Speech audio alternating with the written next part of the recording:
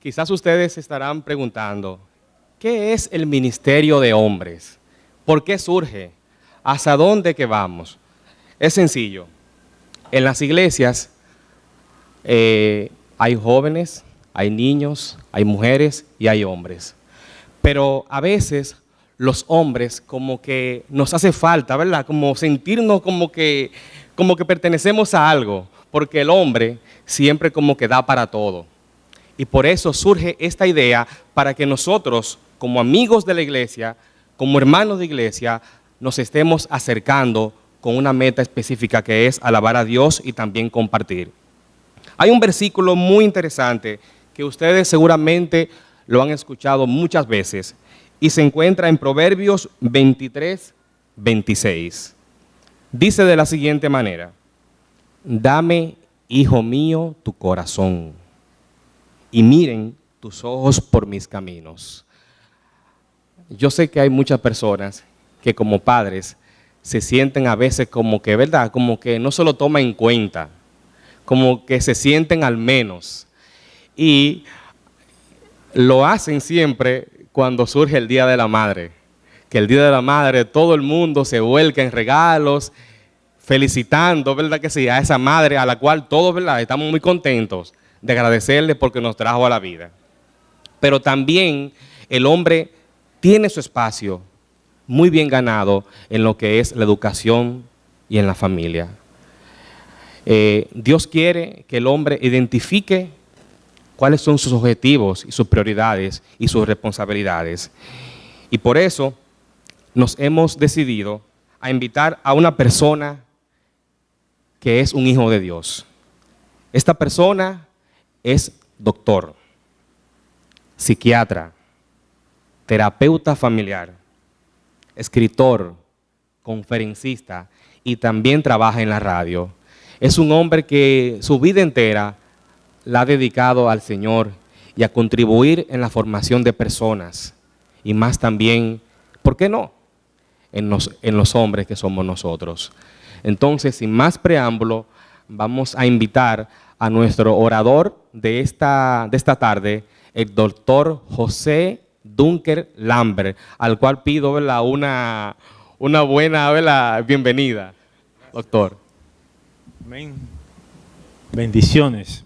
Una reunión de hombres uno como que se siente un poco más seguro, ¿verdad? Porque las mujeres como que crean una atmósfera especial. Aquí estamos entre nosotros y podemos hablar a confianza. Bien, no nos tiran piedras, ¿no? Igual que ellas se reúnen a veces. Bien, yo quisiera proponerles el tema, las 7 roles de un padre eficaz. Son 7 cosas para una paternidad responsable. Si uno quiere hacer bien el papel de acuerdo con la Biblia y de acuerdo con la mejor información en el campo de la psicología, son estos 7 roles que les voy a presentar. Les felicito como hombres por... Dámelo en la mano mejor.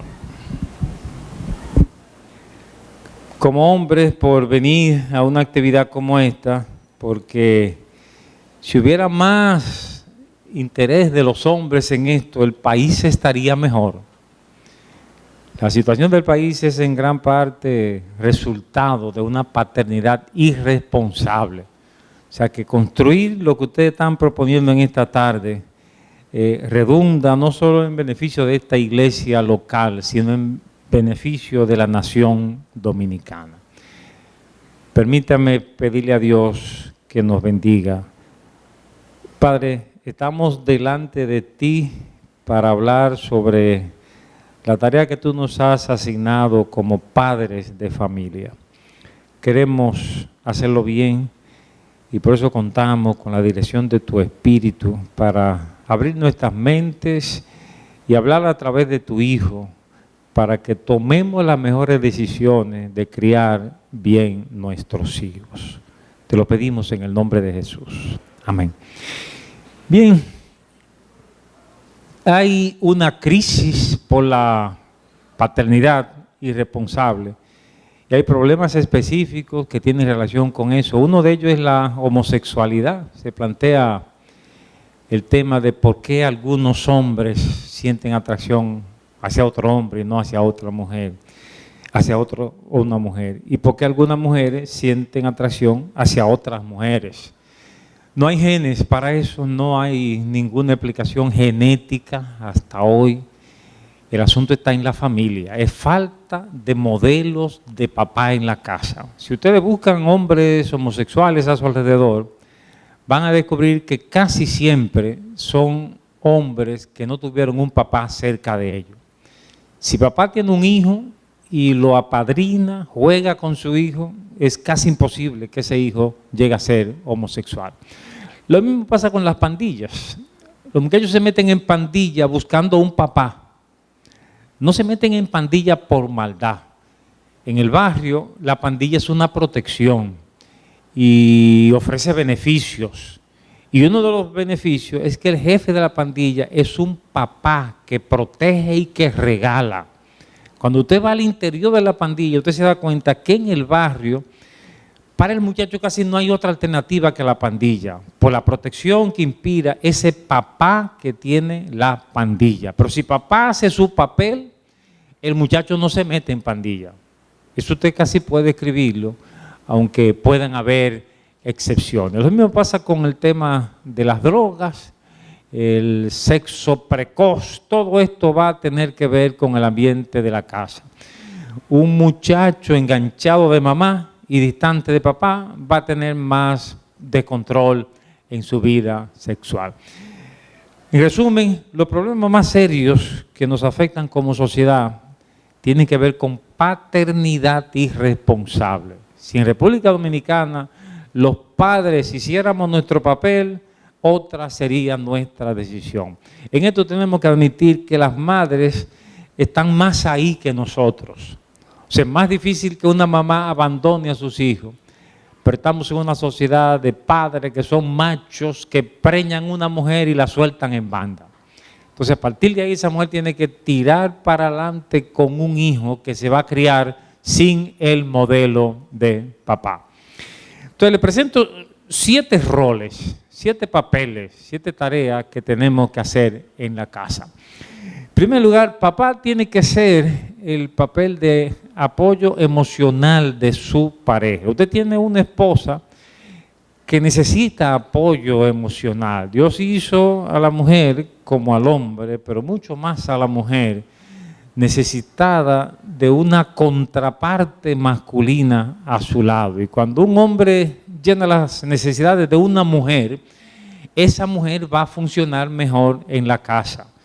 Si por alguna razón el hombre no cumple esta labor, va a ser más frecuente que la mujer tienda a compensar con los hijos y se enganche demasiado con los hijos y cree todos los traumas que se atribuyen a esa relación morbosa de mamá con los hijos. O sea, cuando mamá hace lo que el psicólogo llama un complejo de Edipo, que se engancha demasiado con los hijos, es una mamá que no tiene suficiente espacio de papá. O sea, si papá y mamá disfrutan de tiempo especial de pareja, es más difícil que se dé la situación de que los hijos tengan que engancharse de mamá. Papá y mamá son complementarios, entonces los padres llenamos una necesidad de nuestras mujeres. Una mujer necesita a su lado un hombre que sepa hablar, porque algunos de nosotros somos un poco mudos, ¿verdad? Somos mudos. Una mujer necesita un hombre que hable, que diga cosas. Recuerdo aquella historia de un pastor que le decía a un miembro de la iglesia: mire, las mujeres hay que hablarle, hay que enamorarla, hay que hacerle regalos y decirle muchas veces yo te quiero. El hombre se queda escuchando al pastor y finalmente le dice: pastor, mire, yo soy un hombre de una sola palabra. Cuando me casé, le dije a mi mujer: hasta que la muerte nos separe. Si no digo más nada, es que todo sigue igual.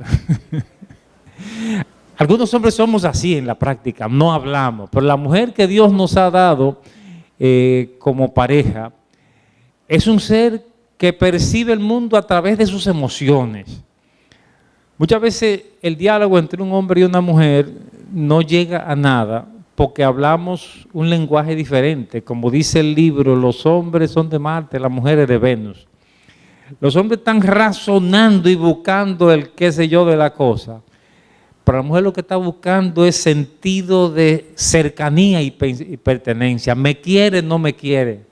O sea, en todo diálogo la mujer tiende a concentrarse más en eso, en la parte de los afectos. Finalmente, para una mujer, el marido debe ser su puente principal de afecto y no los hijos.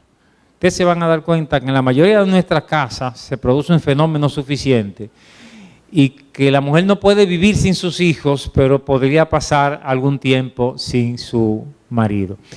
¿Cuáles cosas necesita una mujer de su marido? Supóngase que usted dice, quiero hacer mi papel con mi pareja. En primer lugar, palabras. La mujer necesita escuchar palabras. Y algunos hombres van a decir, pero doctores, que esta mujer cuando estamos en el acto sexual no funciona. Bueno, a veces es que no la sabemos llevar a ese punto. Una mujer necesita, antes de cada relación sexual, un marido que la enamore. Nosotros muchas veces pensamos que es un asunto automático, que yo la topo y ya es como una máquina que automáticamente responde. La mujer necesita ser enamorada con palabras. Usted sale por la mañana de su casa y le dice una grosería a su mujer, se va al trabajo, se olvida de eso, y de noche usted quiere tener sexo. Usted piensa que está todo listo ahí para eso, pero esa mujer es sensible, esa mujer maneja la vida a través de emociones. Por eso necesitan las mujeres palabras, necesitan atenciones. Una mujer necesita trato especial, una mujer necesita regalos. Una mujer no puede vivir sin regalos. Mire, todos necesitamos regalos. Si usted llega a su oficina y le dice, mire lo que le tenemos para usted, señor, usted brinca. Pero una mujer no puede vivir sin regalos. Eso es como la gasolina que mueve la vida de una mujer. Y si usted le da esa gasolina, atenciones, palabras, regalos, sencillamente usted va a tener más mujer.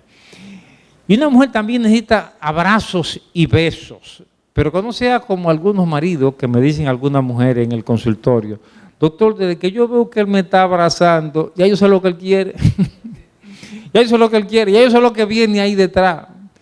Las mujeres quisieran un marido que sepa abrazar sin mala fe. ¿Qué le parece? Abrazar sin mala fe, o sea, que sepan darle un abrazo y decirle te quiero y soltarla. Y no con esa mala intención de que estoy ya preparando la jugada para un acto sexual. Y las mujeres quieren finalmente sexo de calidad. Dios las hizo para tener sexo de calidad. El cuerpo de la mujer es una creación admirable de Dios. Cuando uno ve cómo Dios hizo al hombre y Dios hizo a la mujer, eso es para alabar a Dios. Dios, cuando hizo al hombre primero, imagínense a Dios haciendo al varón. Y dice, bueno, al varón le voy a poner un pene. Eso lo hizo Dios. ¿Cuántos dicen amén? Eso lo hizo Dios. Y Dios fue que nos hizo así, que miramos ¡guau! Y reaccionamos. Eso es marca de fábrica. Eso no vino después de la caída. Así nos hizo Dios. Pero después de hacer el hombre, Dios dice, ahora voy con la mujer. Entonces, como el asunto es la fecundación, le hago una vagina y el hombre deposita ahí y ahí viene la reproducción. Pero Dios dijo, si lo hago así tan seco, eso va a ser muy aburrido. Entonces, a la entrada de la vagina, Dios puso un clítoris. ¿Qué le parece? Eso fue con premeditación y alevosía. O sea, Dios quería que cada vez que se hiciera el acto de la reproducción, que el hombre tuviera que excitar ese clítoris. Eso fue Dios que lo hizo. Mire, y ese órgano tan pequeño, el clítoris, solo existe para eso, no tiene otra función. O sea que el Creador quiso que cada acto sexual fuera una experiencia de placer. ¿Cuántos dicen amén? Por ejemplo, Dios no se conformó con el clítoris. Dentro de la vagina hay un punto que se ha descubierto en los últimos años que se llama punto G. Punto G. Algunos dicen que cuando el pene toca ese punto, ahí es que viene la máxima experiencia sexual de la mujer. O sea, pero el problema es que ese punto no se toca en la relación sexual tradicional, el hombre arriba, la mujer abajo, y mucho menos una mujer como una estatua ahí no se llega al punto G. O sea, para llegar al punto G tiene que haber una relación participativa. De modo que Dios nos hizo para disfrutar a plenitud del acto sexual.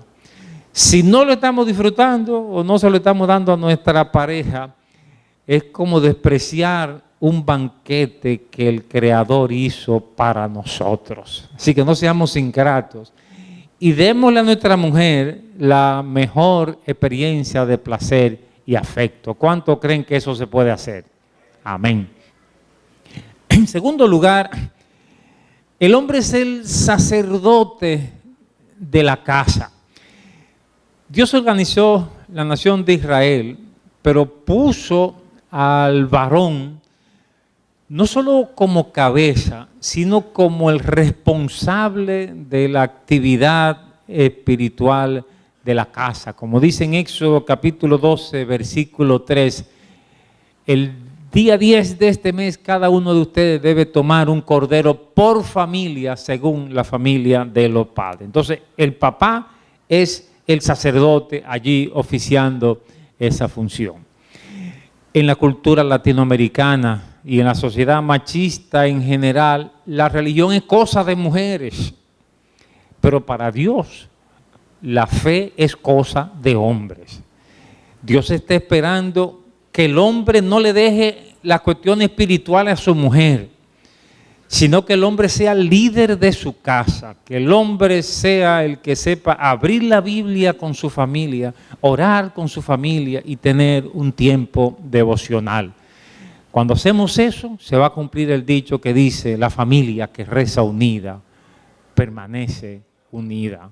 Un padre que hace bien su papel va a bendecir a sus hijos. Deuteronomio tiene una declaración que confirma que el Creador que habla en la Biblia nos conocía en nuestras entrañas psicológicas. Leo en Deuteronomio capítulo 6 estas palabras, y esto viene precisamente después de los 10 mandamientos, o sea que se refiere a eso. Dice, esta palabra que yo te hablo hoy estarán sobre tu corazón y se las repetirás a tus hijos. Y hablarás de ella cuando estés en tu casa y cuando estés por el camino y cuando te acuestes y cuando te levantes. Y eso especialmente está hablando con el papá. O sea, Dios ve al papá como responsable de la instrucción espiritual de sus hijos. El padre es el responsable de evangelizar a su familia. Recuerdo cuando habíamos comenzado nuestra experiencia familiar, que ya mis 2 hijos mayores habían tomado la decisión de seguir el camino cristiano y me faltaba la más pequeña.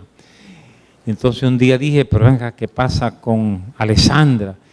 Entonces yo decidí hacer una campaña en mi casa y declaramos 3 días de campaña en casa, solamente para la familia. Y yo me preparé como si fuera a predicar en un escenario fuera de casa y le prediqué el primer día y no pasó nada.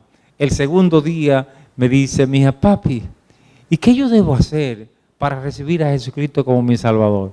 Y yo tuve el privilegio de ahí en mi propia casa ayudar a mi hija a tomar una decisión de seguir el camino cristiano. De modo entonces que los padres no podemos dejar eso a las mujeres, sino que tenemos que asumir el rol importante de ser sacerdotes de nuestra casa.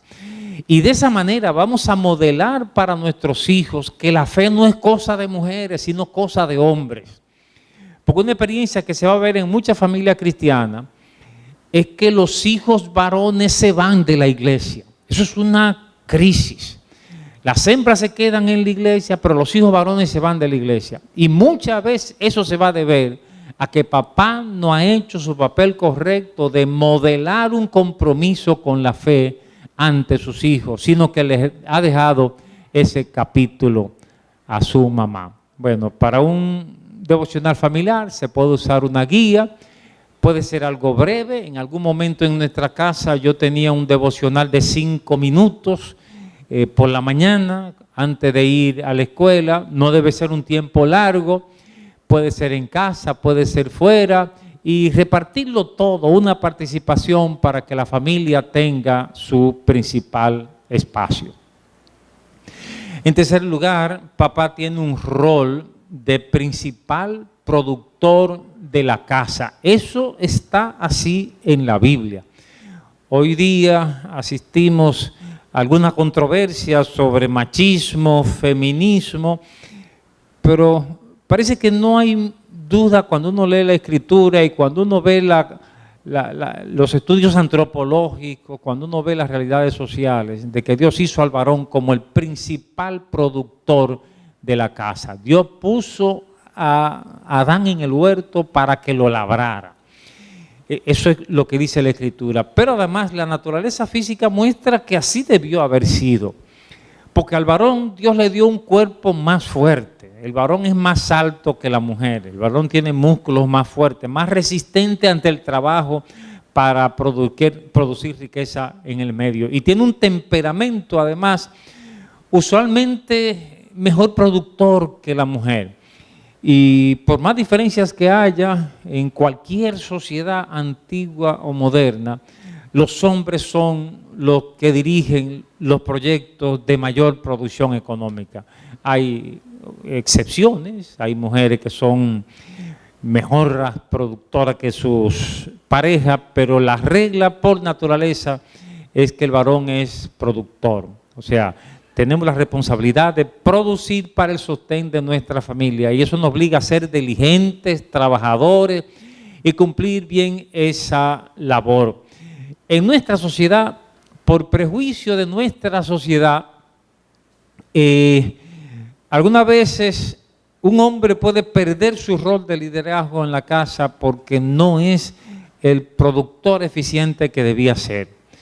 No debía ser así, aunque la mujer gane más, debía reconocer a su marido como el rey de la casa. Pero los prejuicios culturales son que si usted no es el principal productor, en esa medida se tiende a despreciarle en la casa. Así que para evitar problemas, asegurémonos de ser principales productores en la casa. O sea que Dios no está esperando hombres mamitas, frágiles, que no saben emprender un negocio para la producción.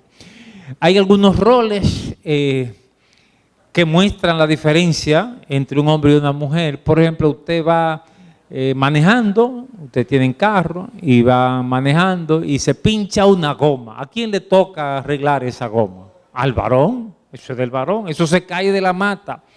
Usted puede decir lo que usted quiera, machismo, feminismo, pero una goma pinchada, eso es una tarea que le toca principalmente al varón. Por supuesto, si la mujer anda sola, mejor que aprenda a cambiar su goma, para que un día el que la venga a ayudar no sea un atracador. No debemos permitir hombres mamitas. El hombre tiene un cuerpo más alto, músculos más fuertes. El hombre es el principal en la producción y la mujer en la reproducción. De modo entonces que la mayoría de las veces, si el hombre no es el principal productor, pierde autoridad en la casa. Aquí viene también el tema del presupuesto familiar. Si somos una sola carne, debemos tener un solo presupuesto. Número 4, un rol crucial para nosotros los hombres es el modelaje ante hijos e hijas. Ese rol es crucial. La paternidad irresponsable, no solo, el principal daño a la familia no es la parte económica. Eso es un vacío que dejamos cuando uno deja unos hijos a cargo de la mujer y se responsabiliza. Obviamente ahí hay un daño. Y el divorcio y la maternidad, la madre soltera, crean más pobreza para los hijos. Los hijos que se crían con papá y mamá les va mejor económicamente en cualquier sociedad. O sea, cuando papá y mamá están con sus hijos, a los hijos les va mejor. Pero el problema de que papá se vaya de la casa, no es solo económico, sino de modelaje. Modelaje. Dice la Escritura hablando de Dios, pero yo les digo, amen a sus enemigos, bendigan a los que los maldicen, hagan bien a los que los odian y oren por quienes los persiguen, para que sean ustedes hijos de su Padre que está en los cielos, que hace salir su sol sobre malos y buenos y que hace llover sobre justos e injustos. O sea que Dios modela para nosotros lo que debemos hacer los unos con los otros. Y de esa misma manera, nosotros debemos ser un modelo para nuestros hijos. Por ejemplo, modelo de hombre. Y ya les decía antes que en el tema de la homosexualidad, el origen, la raíz de la homosexualidad para el homosexual masculino es una casa donde no hay un papá que hace su papel. Al segundo año de la vida, los hijos necesitan una figura masculina en la casa. Cuando los niños caminan, se les comienza a poner ropa que les diferencia como varón y como hembra. Y al ponerle esa ropa, los hijos se dan cuenta, el cerebro computa el dato de que a mí me ponen pantalón igual que papá. Entonces yo soy de la liga de papá. Y si papá está ahí presente en la casa, el hijo va viendo al papá como su modelo a seguir. Yo soy de la liga de papá y la hembra se identifica con mamá. Ahora, si papá no está ahí para hacer su papel, ¿qué va a pasar? Que el hijo se identifica con mamá. Y por eso usted va a ver niños varones que se quieren poner ropa de hembra, sentarse como las hembras, hablar como las hembras, y usted va a tener un hijo afeminado. El afeminamiento es generalmente el resultado de la ausencia de la figura de papá, es falta de papá. Incluso cuando usted tiene un niño afeminado antes de los 15 años, lo que hacemos en el consultorio es sencillamente decirle a papá que se lo lleve a jugar pelota, a montar bicicleta, a hacer cosas de varones, y ese niño aprende el modelaje correcto. O sea, el niño es afeminado por falta de modelos. Los niños, los seres humanos en general, como los animales, aprendemos en base a modelos. Y el plan de Dios es que en la casa estén los dos modelos básicos para que los hijos tengan con quién identificarse. De lo contrario, nos exponemos a tener hijos homosexuales. Ustedes van a ver que los muchachos homosexuales generalmente no tienen un papá cercano. Búscanlo y van a encontrarlo en el 90% de los casos. Y son muchachos enganchados de mamá. Son hijos mamita, enganchados de mamá, que mamá se los llevaba al salón, al supermercado, a todo sitio. Mucha mamá y falta de papá. Entonces los hijos necesitan el modelaje masculino desde la casa. También los hijos necesitan el modelaje de pareja. O sea, los hijos necesitan en casa que papá y mamá modelen una pareja apropiada. Si papá y mamá son una pareja apropiada, los hijos van a tener matrimonios más estables y felices. Por supuesto, si papá y mamá están como perro y gato, si papá y mamá no se dedican tiempo y espacio de pareja. En resumen, si papá y mamá no modelan un buen modelo de matrimonio, los hijos tampoco lo van a hacer. Si papá no está en la casa y mamá se cría sola con sus hijos, ustedes van a ver el fenómeno que se repite en nuestra sociedad. Y es que los hijos de padres divorciados tampoco duran mucho tiempo en su matrimonio, tienden a divorciarse más. Eso está bien claro en los estudios sociológicos. El modelo de un matrimonio estable tiende a repetirse en la experiencia de los hijos. Los padres también son ejemplos de honestidad para los hijos. Si usted dice mentira en la casa, usted enseña a sus hijos a mentir. Si usted engaña en el negocio, usted enseña a sus hijos a engañar. Yo recuerdo aquella familia que vino a verme por un hijo, un delincuente, haciendo fullería, trampas, pero eran unos padres que estaban siempre en la iglesia y entonces ellos preguntan, pero ¿por qué nosotros tan piadosos podemos tener un hijo delincuente? Pero cuando usted averigua cómo se manejaba el negocio, este era un padre que en su negocio le partió un brazo a cualquiera. O sea, eso era medida falsa, engañando, trampas. Y los hijos viendo cómo se maneja papá en el negocio, y los hijos tienen la capacidad de multiplicar por 5 las diabluras de papá.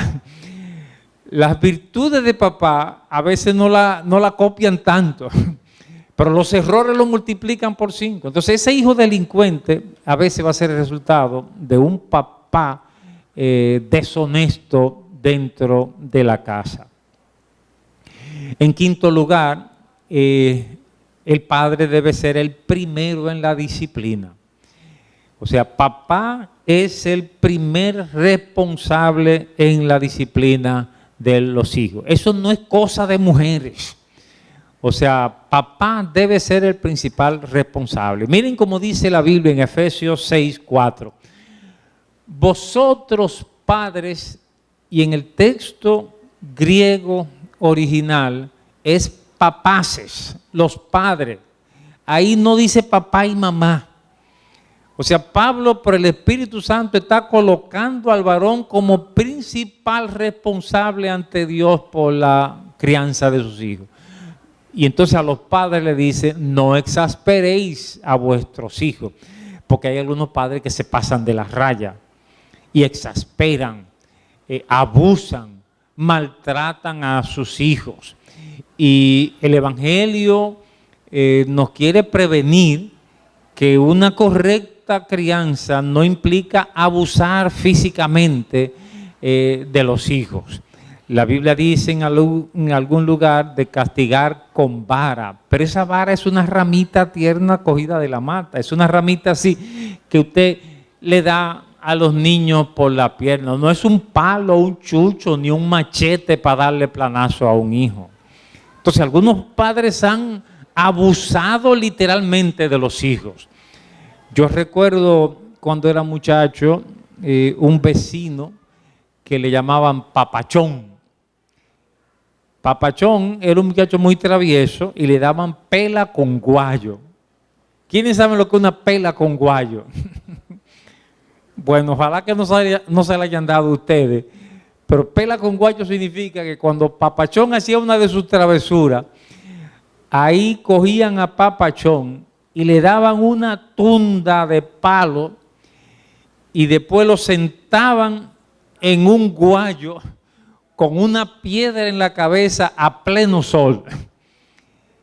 Y si esa piedra se le caía, ahí le vendían más fuerte encima de Papachón. Y yo de muchacho tuve que ver con dolor, con lástima, cómo los vecinos abusaban de Papachón. Pero ¿saben cuál fue la suerte de Papachón? Cuando vinieron los movimientos políticos que había, guerra, ¿verdad? Izquierda, todas esas cosas. Papachón se metió en un partido de izquierda, lo enseñaron a poner bomba. Y en mi pueblo, desde que sonaba una bomba, la policía estaba buscando a Papachón, porque él era el experto en bomba. Entonces, a la larga yo pensé que de alguna manera Papachón se las estaba desquitando. Y de todos los fuetazos que le dieron, él tiró unos cuantos bombazos en el momento que lo pudo hacer. Finalmente, el desenlace fue trágico y un día llegué a mi pueblo y me dijeron, la policía mató a Papachón. Apareció el cuerpo muerto en la playa y la policía mató a Papachón. Pero más que la policía, los padres mataron a Papachón. O sea, el abuso físico se pasa de la raya, no es la voluntad de Dios, sino criarlos en disciplina. Disciplina es otra cosa, instrucción del Señor. Disciplina es un acompañamiento cercano y aquí sugiere que debe ser alrededor de la palabra de Dios. Papá, psicológicamente en la familia representa el orden y cuando papá no está, eso manda un mensaje a la familia que les impide ser ciudadanos respetuosos de las leyes en un país.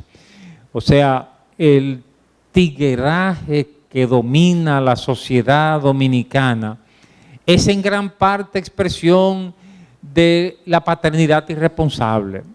Si tuviéramos más padres aplicando disciplinas en las casas, habría más gente obedeciendo el semáforo, habría menos corrupción en las autoridades, habría más ciudadanos que respetan la ley, porque en la casa es que se aprende el orden y papá es una figura representante del orden en la casa. Papá tiene que aplicar el orden sin sobrepasarse, respetando la dignidad de los hijos. Y papá debe actuar también como vocero del consenso parental. O sea, es importante que papá y mamá se pongan de acuerdo y en algún momento salgan aparte y se pongan a hablar cómo vamos a criar a nuestros hijos, cómo vamos a reaccionar ante tal situación. Y para eso debemos leer libros, debemos tomar cursos y a veces hasta buscar ayuda profesional para que papá y mamá coincidan, porque cuando hay una desviación que mamá consiente y papá reprime, eso va a ser un daño doble a nuestros hijos. Es menos dañino si los dos consienten o los dos corrigen, que cuando uno está dando fuetazo y el otro consintiendo a los hijos. O sea, papá y mamá deben ponerse de acuerdo. Ustedes preguntarían, ¿cuáles técnicas podemos utilizar como padres? Les menciono algunas cosas importantes. En primer lugar, la técnica más poderosa para influir en nuestros hijos es celebrar la conducta buena de nuestros hijos. Escúchenme bien, padre. Lo que más corrige no es castigar físicamente, sino cuando sacan buena nota, premiarlo y decirle, qué bien, mijo, mira, sacaste tal nota, te felicito. O sea, esa palabra, sobre todo cuando viene de papá, provoca a los hijos a sacar buenas notas en lo sucesivo. Y muchas veces fallamos en esto porque le dejamos eso a mamá y no nos metemos en la vida de nuestros hijos. Pero un papá que está ahí, que revisa la nota de sus hijos para felicitarle, ese es un papá que está haciendo mejor su papel. Otra cosa que funciona en la crianza de los hijos es la indiferencia.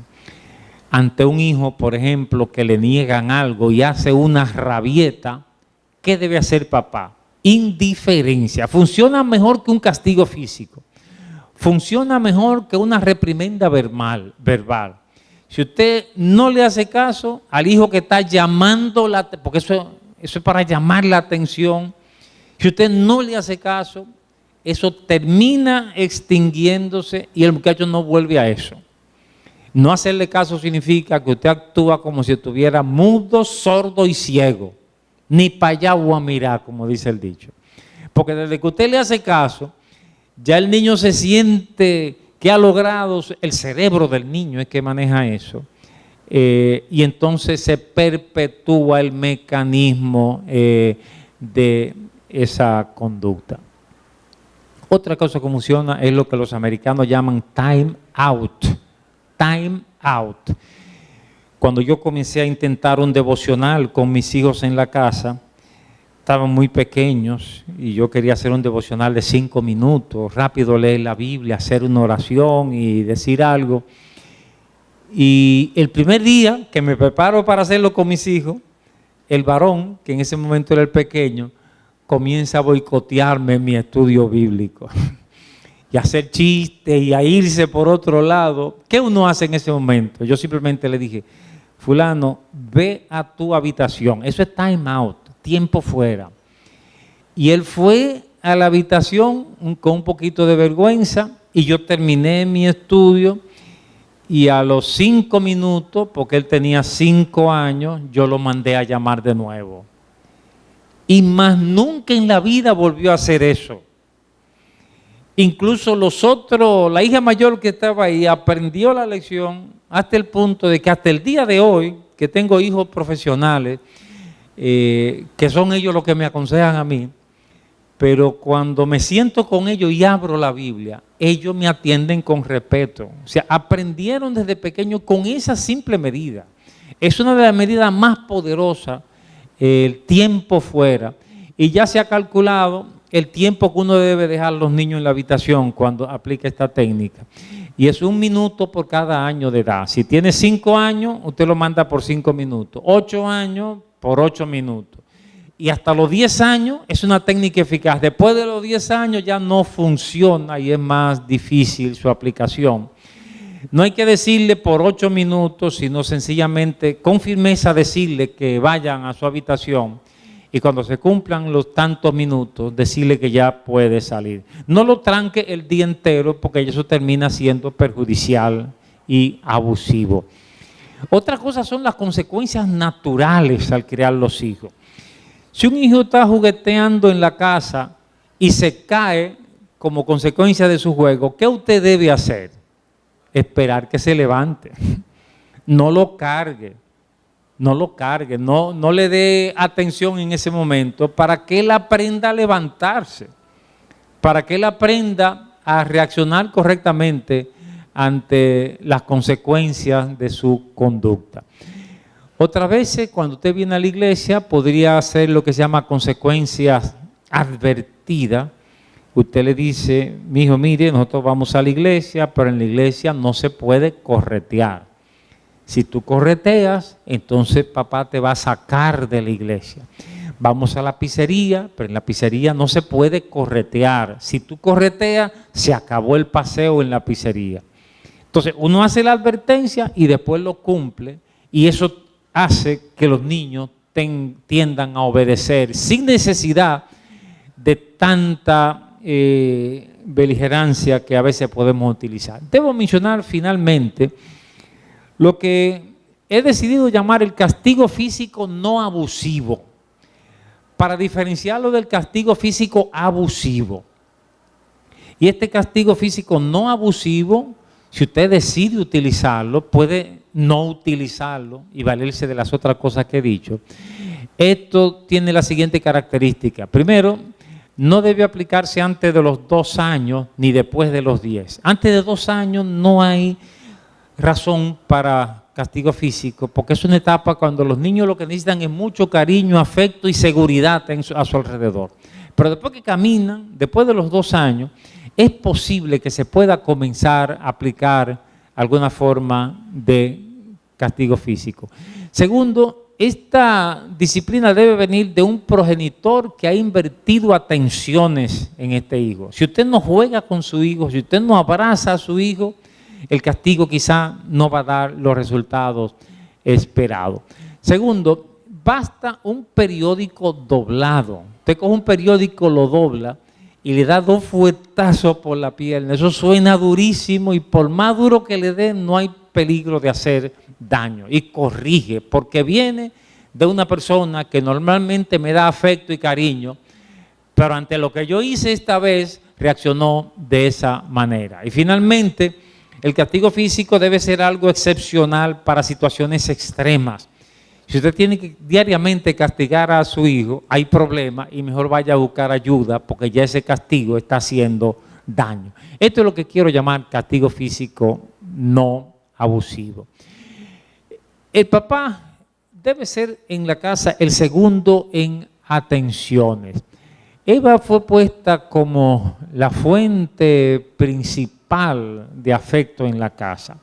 O sea, en el diseño de Dios, la mujer es la que crea el espacio de ternura y afecto para toda la familia dentro de la casa. Pero el hombre debe en esto ocupar un rol secundario al lado de su mujer. Esto va a ser así un padre cristiano si tiene una mujer embarazada. Entonces, este padre muchas veces va a tener que actuar como el sirviente de su mujer. ¿Cuántos dicen amén? Porque ella está embarazada, está en una situación delicada y yo que no tengo nada aquí, porque Dios decidió que fuera la mujer. Gracias a Dios, varones, celebremos eso. Usted no se imagina lo que significa tener ese muchacho revoloteando por allá adentro. Pero si ella está embarazada, a nosotros nos toca estar ahí al lado de ella, cuidarla. Si el médico le dice que camine, eso significa que yo debería sacar tiempo para acompañar a mi mujer. ¿Cuántos dicen amén?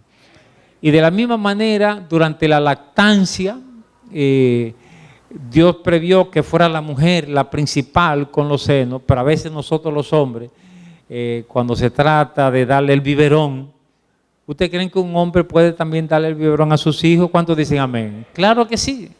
La mujer es la principal, pero nosotros debemos estar ahí prestos a apoyar en todo lo que sea necesario. Hay que evitar la inversión de roles. Hay familias donde hay un hombre cariñoso y una mujer macana. Entonces después se preguntan por qué este hijo nació homosexual.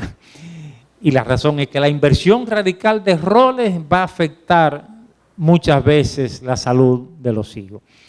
El varón entonces ayuda a su mujer sin suplantarla. Finalmente, Dios coloca al varón como el representante de la familia.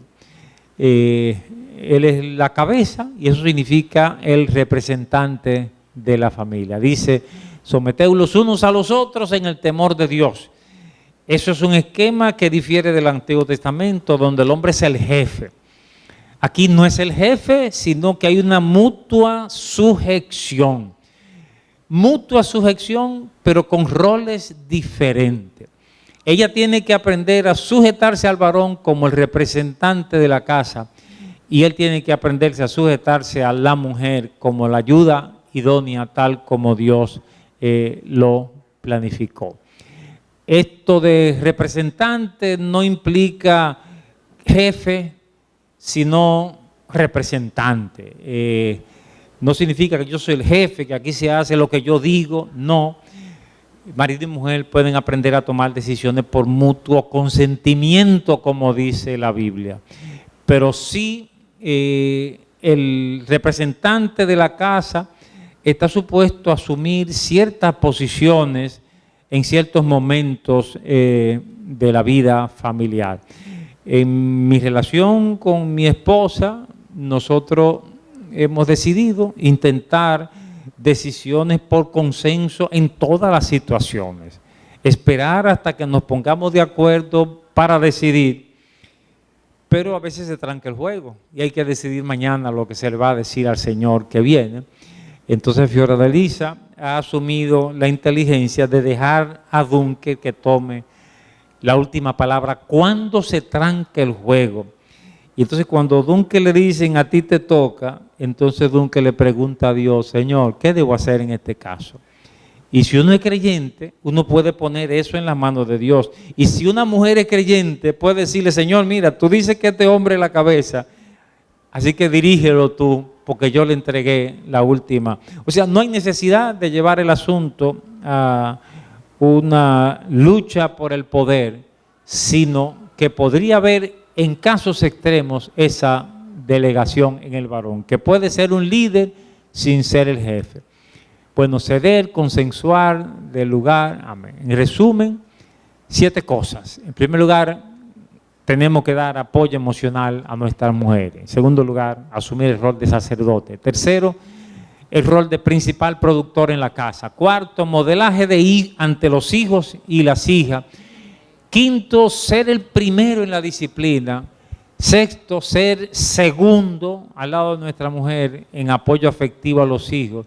Y finalmente, actuar como representante de la familia, no como jefe, sino como representante de la familia que Dios nos ha dado. Amén, y que Dios le bendiga.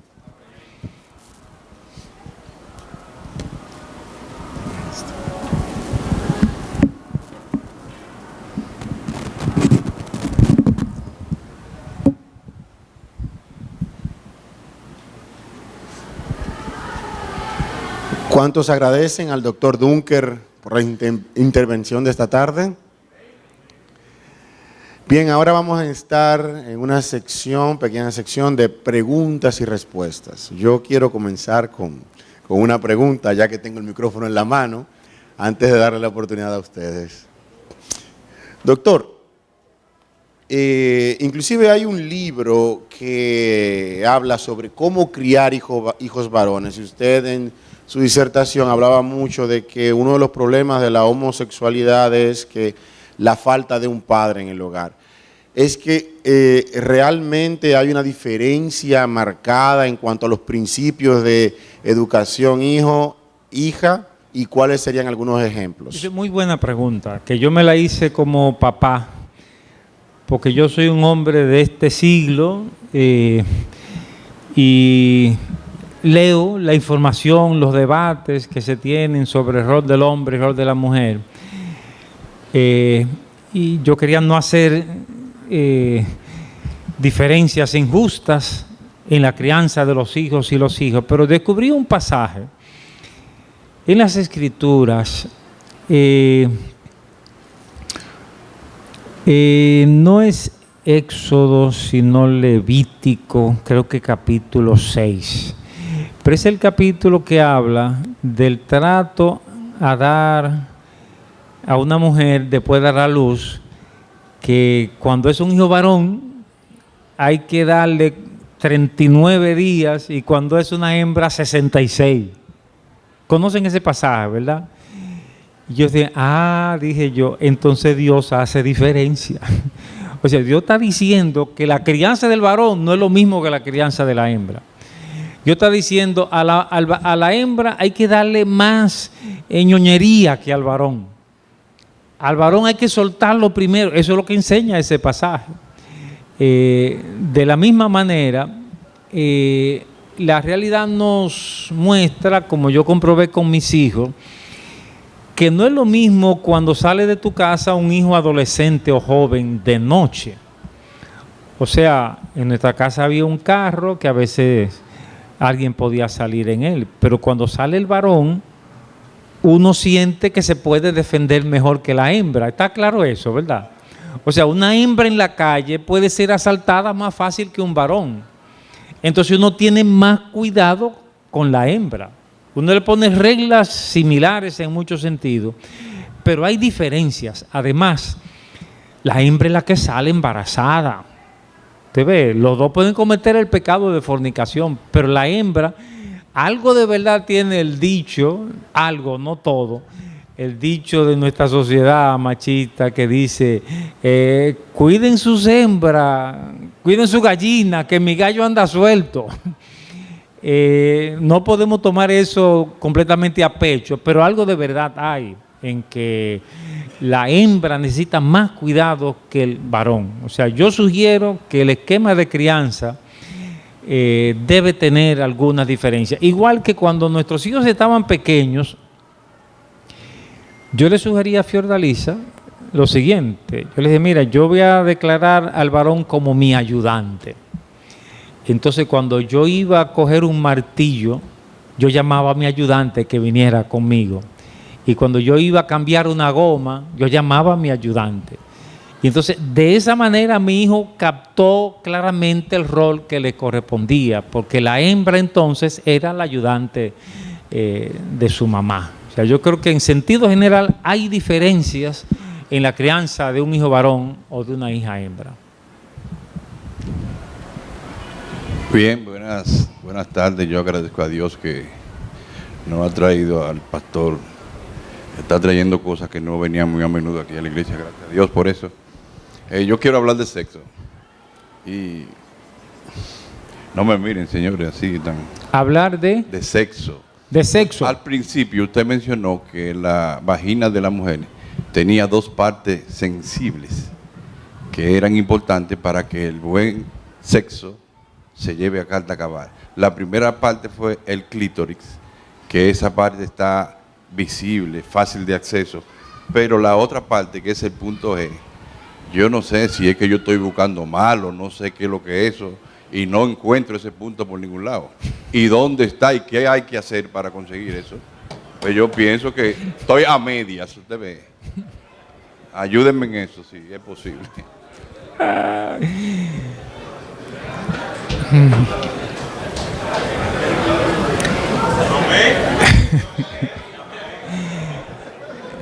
Bueno, la vagina es como un tubo de 10 centímetros. Es como un tubo de 10 centímetros de largo, de adelante hacia atrás. y entonces tiene en el techo superior, como al tercio, cuando uno introduce el pene en el techo superior, hay como si fuera una bichuelita que sobresale. No siempre sobresale porque parece que se excita más cuando la mujer se excita. Entonces, cuando hay contacto con ese punto, algunos dicen que es el máximo placer para la mujer. ¿Cómo se logra ese punto? Eso yo necesitaría ponerle aquí unas ilustraciones, pero la idea es que es más fácil si la mujer está arriba o si la mujer es activa. O sea, si la mujer se acomoda, mueve sus piernas, se acoteja, esa es la idea, se acoteja. Una mujer inmóvil no llega al punto G. Una mujer que participa del acto sexual, a veces casi espontáneamente puede llegar al acto, a ese punto G. Hay otro punto incluso, porque miren, Dios fue meticuloso en eso. O sea, Dios fue generoso en eso del sexo. Él quiso que disfrutáramos de eso a plenitud. Porque hay todavía otra parte que se llama el músculo pubococcigio. Músculo pubococcigio. Ese es un músculo. Si la vagina es un tubo, imagínense un tubo por donde entra el pene. Entonces, ese músculo, ese tubo, tiene un músculo que lo cubre. Y cuando ese músculo aprieta, la vagina aprieta. Cuando ese músculo afloja, la vagina afloja. Y si una mujer aprende a utilizar ese músculo, puede aprender a acariciar el pene de su marido. Eso es lo que en la calle se llama coco mordán. ¿Ustedes han oído hablar de eso? Coco mordán. Ustedes han oído el dicho de que ahí a veces aparece una prostituta ahí que tiene coco mordán y aparece una fila de hombres ahí. Porque realmente esa experiencia existe, pero es una experiencia que se puede aprender. O sea, y Dios lo hizo para eso. O sea, nosotros no podemos ser más santos que Dios y decir, no, de eso no me hablen, que yo soy una persona limpia. No, es que Dios lo hizo. El sexo no es sucio. Lo que Dios prohíbe es sexo fuera del matrimonio o sexo que haga daño. Pero sexo entre un hombre y una mujer, ese es un placer ordenado por el que está allá arriba. Entonces podemos disfrutarlo a plenitud. Allá en el equipo de IMAFA, donde yo he elaborado por muchos años, tenemos especialistas en el área sexual. Miguel Velázquez es uno de ellos, es un psicólogo que es terapeuta familiar y terapeuta sexual. Y un día podrían ustedes, si quieren, invitarlo a hablarle un poquito más profundo de sexo en general. No es mi especialidad, pero hay otros especialistas que son más duchos en eso. ¿Quién sigue? Sí, buenas tardes. Una pregunta un poco fuera de lo que se ha hablado. Y yo tengo un niño de 4 años. ¿El único? Sí. Y aún en la noche tenemos que ponerle un pañal, porque si no, él se orina en la cama y no despierta. Entonces, ¿cómo nosotros podemos manejar eso para que el niño deje de orinarse en la cama? Y si es normal que a esa edad todavía esté mojando la cama. Te pregunto de nuevo, ¿es tu único hijo en la casa? Sí, señor. En la casa viven tú, la esposa y ese hijo. Ajá, así es. No vive más nadie. No, más nadie. No vivía nadie que se haya ido. No. Ok.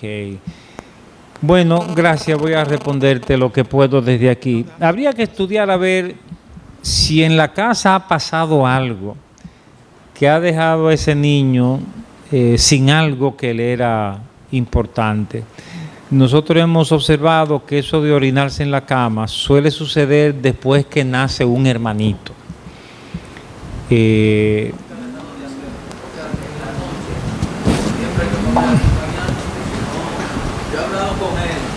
Sí. 4 años. Mi esposa y yo nos juntamos. Le hemos hablado. Sí, pero no se resuelve hablando, no.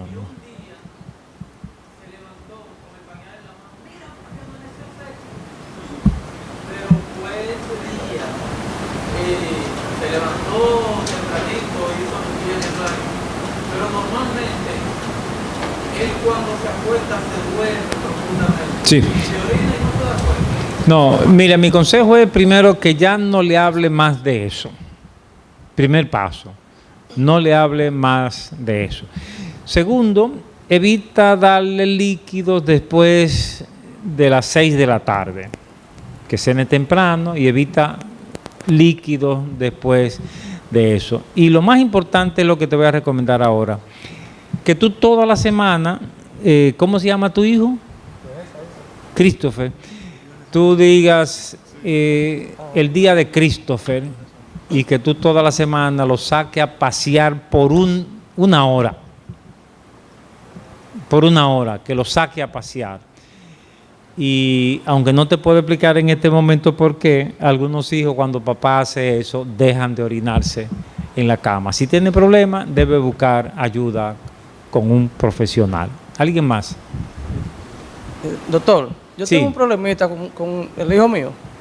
¿Qué edad tiene? Él tiene 16 años, 16. Sí. Es el único. el único. ¿El único o el último? El único. Yo creo que el último también. O sea, tú y tu esposa tienen un solo hijo que tiene 16 años. Sí. Sí. Tenemos aproximadamente 2 años llevándolo a psicólogo y cosas. Pero el niño, él no quiere salir de la casa y quiere parar todo el tiempo trancado. A Pero veces, lo llevan al psicólogo ¿por qué? por eso mismo, porque tiene problemas porque no sale de la casa, no sale El problema de es su que no cuarto. quiere salir de la casa. Del cuarto tampoco. Tiene 16 años. Y eso me preocupa mucho porque también ha dejado de venir a la iglesia. Ok. Pero él tiene una conducta mansa, no está Él agresivo. es manso. Es manso. Él no habla solo. Sí. ¿Qué usted me diría? Pues yo quiero resolver Habla ese solo. problema. No. No habla solo. Ok. Sí, ese niño debe verlo un psiquiatra. Sí, debe verlo un psiquiatra para hacer un diagnóstico. Yo le recomiendo al doctor Vicente Santana, que trabaja con nosotros, que es psiquiatra, terapeuta familiar, y puede ser, bueno, para eso también podría recomendarte a mi esposa Fiordalisa. Ambos trabajan en IMAFA, el teléfono es 221-3601. Sugiero que primero vean a Fiordalisa para hacer un diagnóstico de qué es lo que está pasando ahí. Y si no es ella que lo debe tratar, ella le va a recomendar qué profesional debe trabajar ese niño. Háganlo ahora, porque como dice el dicho, el pamo con tiempo tiene cura. ¿Quién más? Claro. Hay que buscar la raíz de eso. Hay que buscar la raíz. Y te sugiero hablar con Fiordalisa, que es mi esposa. Ella es psicóloga, trabaja con niños. Y a veces ella me consulta los casos. Ya yo no estoy en el consultorio. Ese es 221-3601. Sí, ¿quién más? Bien, doctor, muchas gracias. La pregunta mía es, usted hablaba acerca de las personas, los daños que ha traído a la sociedad el asunto de los divorcios en las parejas. Yo creo que nadie se casa pensando en divorciarse, porque cuando uno se casa con pensamiento de durar para siempre, pero son dos caracteres que se juntan y ya hay una modernidad que ha llegado de que tú hasta puedes separarte por incompatibilidad de carácter y eso escapa de la mano de uno. Pero en caso de uno tuvo hijos en la pareja, duramos 5 o 6 años juntos, tuvimos un hijo y por cosas de la vida tuvimos que divorciarnos y separarnos. Ahora bien, la preocupación mía es para el caso de la homosexualidad, para que los hijos, dice que eso afecta porque el niño se queda con la madre y ella le inculca más cariño, más cuidado, porque el padre está ausente, solamente cumple con las responsabilidades económicas. o un día a la semana que vaya o una quincena, solamente a darle afecto a ese hijo. Ok. ¿Qué podría hacer yo como padre separado con ese hijo para poder enmendar, no a su totalidad, pero allanar las cosas? Sí, gracias. Seguir ejerciendo la paternidad y por lo menos una vez a la semana sería conveniente que tú le dediques tiempo a tu hijo y que te lo lleves a jugar pelota, a montar bicicleta, a subir montaña, hacer cosas de hombres contigo. Si tú le das ese modelo de esa manera, es muy difícil que ese muchacho llegue a ser un muchacho afeminado. ¿Quién más? Sí, con perdón. Yo tengo dos sugerencias o dos preguntas. A él va a haber que cobrarle doble. Yo tengo 3 hijos. No sé si yo supe criar esos hijos, pero hay uno que dice que después que él tiene hijos, es que sabe que yo soy un padre. Yo no lo crié dándole golpe. Cuando se merecía darle su fuetazo, yo se lo daba. Y ellos se corregían ellos mismos porque yo no era muy fácil. O todavía no soy fácil porque yo todavía lo estoy corrigiendo. Todavía. Tengo una hija, 43 años, tiene 2 hijas. Y esa mujer no ha tenido un marido, pero ella no se quiere ir de mi casa. Ella ha dicho que a lo mejor yo no la trato mal, porque ella es profesional y todavía no se quiere ir de mi lado. A mí me aconsejan que ya ella se pertenece, que ya es una mujer que puede hacer su vida, pero ni así ella se quiere ir. Que ella ha dicho que yo no soy un padre, creo que soy un padre malo. ¿Y qué le hace esa hija a usted en la Bueno, casa? esa hija será que me va a cuidar toda la vida a mi vejez. ¿Pero qué le hace? ¿Ella lo atiende a usted? No, porque ella está con mi mujer. Ella vive ahí con la mujer mía y 2 hijas más. ¿Y usted no vive en la casa? Sí, claro. Sí, yo no me he ido de mi Pero casa ¿qué nunca. papel, qué significa esa hija para usted en la casa? No, esa hija yo la quiero muchísimo y no sé si ella me quiere mucho a mí porque... ¿Cómo ella se lo demuestra a usted? No, ella me atiende muy bien, como mi mujer me atiende así. Cosas de la casa. Cuando mi mujer no está, ella me atiende, me sirve la comida. Casi mejor que su mujer. Claro, la y me casi lava mejor. bien y me plancha. Otra cosa, hablando de mujeres. Pero déjelo ahí ya, que le voy a cobrar muy caro si sigue hablando. No, porque espérese, esa va a ser la sexualidad. No, es que se me olvidan las cosas. Sí, Vamos pero por ese- es para aclararle un asunto. Todas las mujeres no tienen ese don que usted dice. Ok. Sí, pero está bien, pero ya yo Sí, no le voy a decir. vamos que por no. la parte de los hijos. Ok. Y en la próxima consulta me habla de la sexualidad. Mire lo que yo sospecho en ese caso. Yo le pido que usted guarde esto entre paréntesis que le estoy diciendo, porque no puedo asegurarlo, pero es una hipótesis que voy a hacer sobre su caso. Un problema muchas veces con nuestras familias es que descuidamos el espacio de la pareja y nos enganchamos demasiado de los hijos.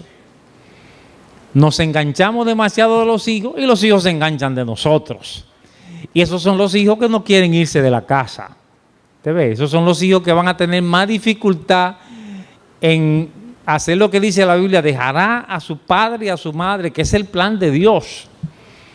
Entonces, hay que irlo como empujando un poquito para que actúen como es el plan de Dios de irse de la casa. Y una manera de hacerlo es asegurarse que papá y mamá tienen tiempo y espacio de calidad.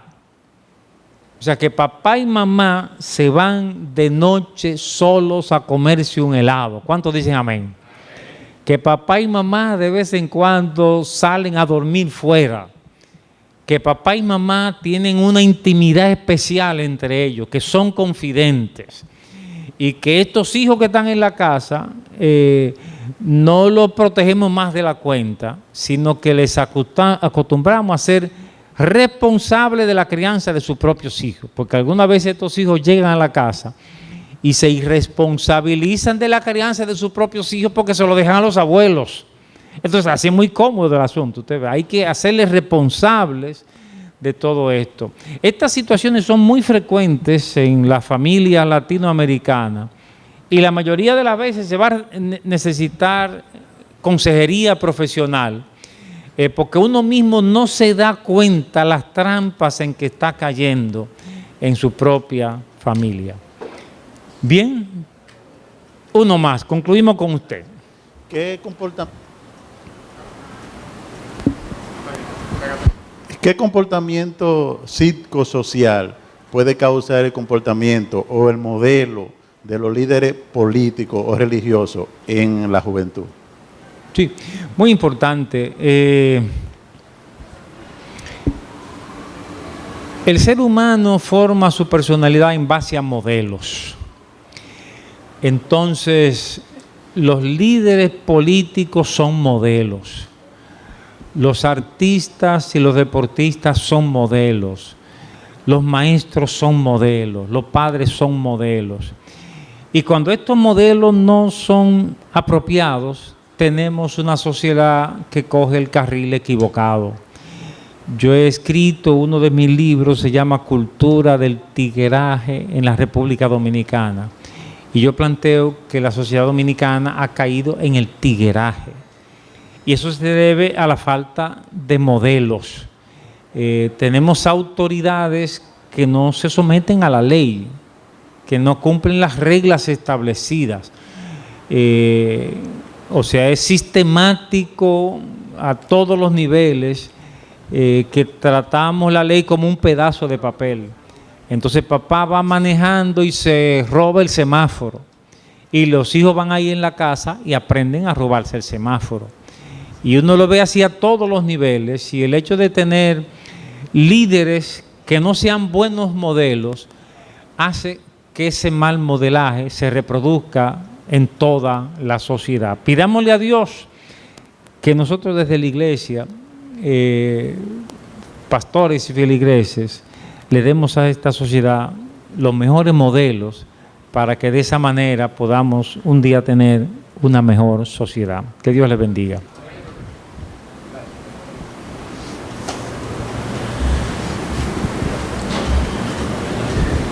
Una vez más, muy agradecidos de que el doctor Dunker haya aceptado la invitación y haya estado con nosotros en esta tarde para afianzar muchos conocimientos y para de verdad hacernos caer sobre nuestros hombros la responsabilidad que tenemos. Yo espero, si alguno de nosotros acá esta tarde estaba pensando de alguna manera poner excusas para la responsabilidad que Dios ha colocado sobre nosotros, haya decidido volver a coger esas responsabilidades y enganchárselas. De parte del Ministerio de Caballeros de esta iglesia, damos muchas gracias al doctor Dunker y también gracias a ustedes por haber participado con nosotros en esta tarde.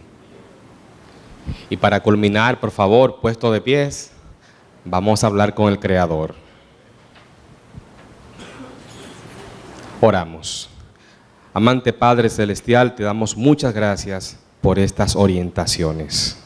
Gracias, Señor, porque tú nos ayudas y nos instruyes mediante de expertos a ser mejores padres. Que nunca nos olvidemos, Señor, nuestro rol en la familia y en la sociedad. Que entendamos, Señor, que tenemos que ayudar a nuestros hijos, encaminarlos por el buen camino, así nos cueste mucho trabajo. Jehová, te pedimos que todos los que salgamos de acá podamos salir llenos del Espíritu Santo y convertirnos en hacedores y edificadores de carácter. En el nombre de Jesús. Amén. Pueden sentarse, gracias, y les recordamos que acá en la Iglesia Adventista de Quisqueya las puertas están abiertas y que les esperamos también ver en los momentos de culto regular que tenemos miércoles, viernes y sábado. Esto es un lugar para recibir salvación. Dios les bendiga y que su Espíritu Santo les acompañe.